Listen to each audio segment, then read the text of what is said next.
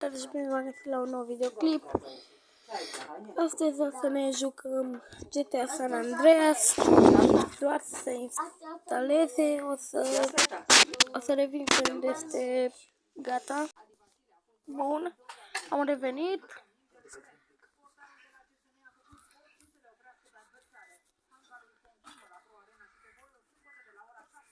Bun, dăm start game. Eu mereu nu m-am uitat niciodată la intro, dar acum chiar o să mă uit.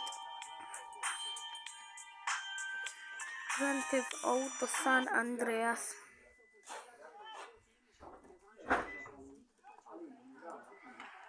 After 5 years on the East Coast, it was time to go home.